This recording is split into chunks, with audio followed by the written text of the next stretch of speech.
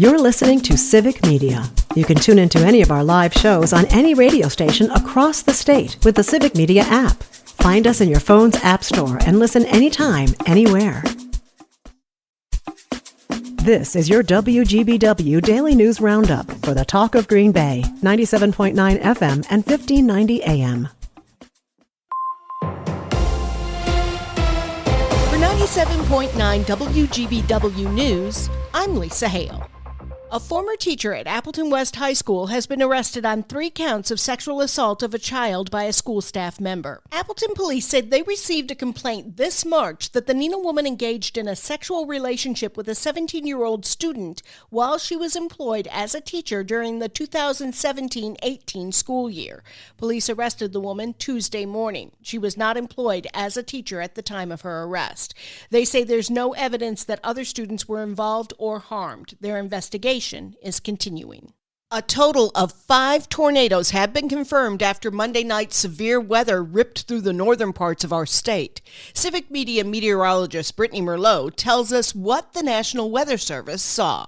The National Weather Service has confirmed that 4 tornadoes touched down and did destruction in southern Eau Claire County Monday night. NWS Twin Cities surveyed the area, and they say an EF1 tornado touched down northeast of Mondovi in Buffalo County. Then it crossed into Eau Claire County briefly before it lifted. It hit wind speeds of 95 miles per hour, ripping shingles, siding, and gutters off of some homes. Large trees were snapped, laying on roads. A second EF1 touched down for a moment west of Foster. It also hit 95-mile-per-hour winds. It damaged a barn and tossed debris into a field. And large trees were seen twisted at the base.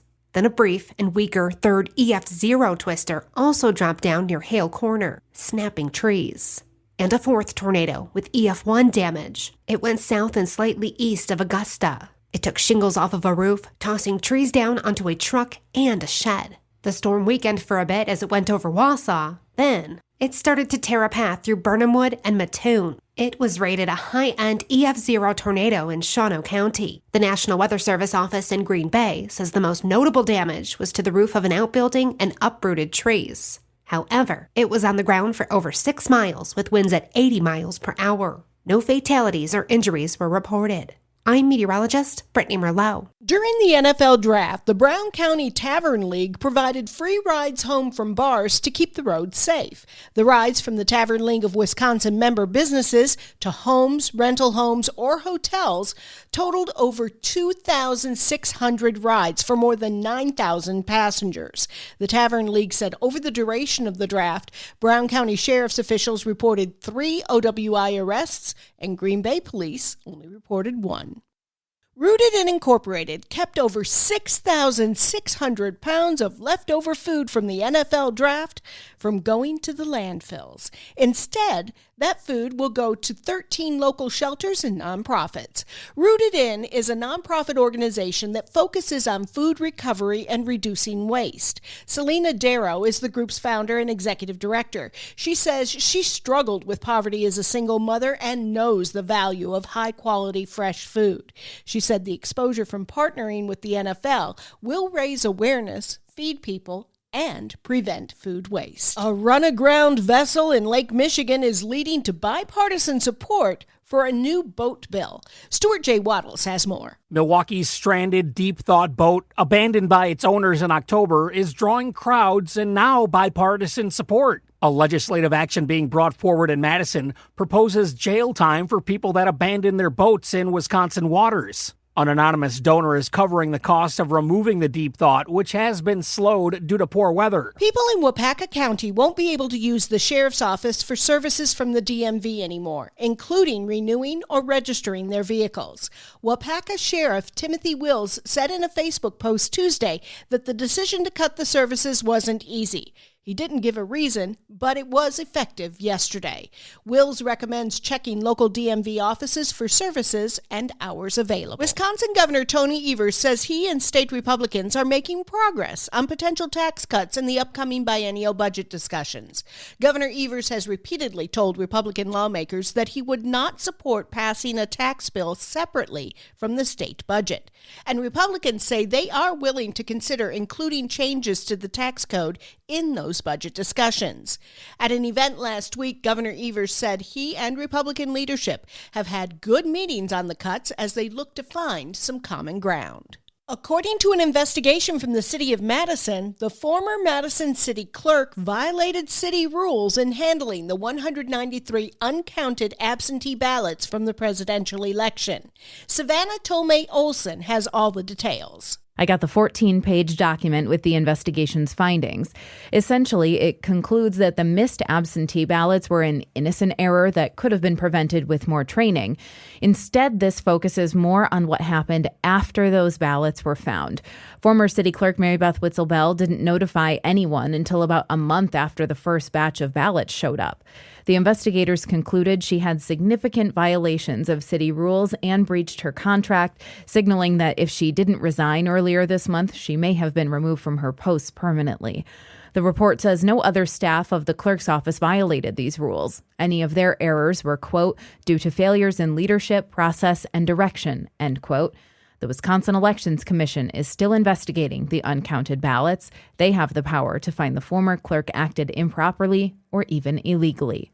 For Civic Media News, I'm Savannah Tomei Olson. WIAA member schools voted on a number of amendments at the WIAA's annual meeting last week. Civic Media's sports director Jimmy Kuska has more. School administrators approved 4 of 5 measures affecting high school sports in Wisconsin at the WIAA's annual meeting. Student athletes can now enter into name, image, and likeness opportunities in Wisconsin. A requirement to add a sportsmanship class for ejected spectators in order to return to events, expanding summer coaching contact from 5 days to unlimited for all but the week of July 4th, and allowing freshman teams to play the same number of games as JV or varsity teams also easily passed. A measure to exclude cross-country from the tournament performance factor failed. The 4 passed measures will go into effect at the end of May.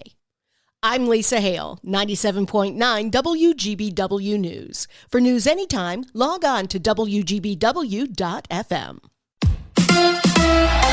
The Bucs season comes to an end. Hi, I'm Mike Clemens with sports. The Bucs losing to the Pacers in overtime, 119-118. After the game, there was pushing and shoving at midcourt. Giannis says the father of Indy's Tyrese Halliburton got in his face, taunting, swearing. I believe being humble in victory. That's how I am. When you win the game, you gotta tag and with his face. This is what we do. This is what we effing do. This is the F we do.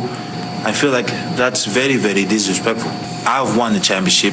They haven't. The Pacers advanced to face the Cavaliers. Baseball, Brewers giving up a couple of runs in the bottom of the first, but went on to beat the White Sox in Chicago 7-2. Freddie Peralta and catcher William Contreras, praised by Pat Murphy. Freddie and William did a great job after that first inning, to give us 6 innings, and they were on his heater early, and he made a nice adjustment and showed that he can navigate through someone's just jumping his heater. That's Brewers manager Pat Murphy. With sports, I'm Mike Clemens.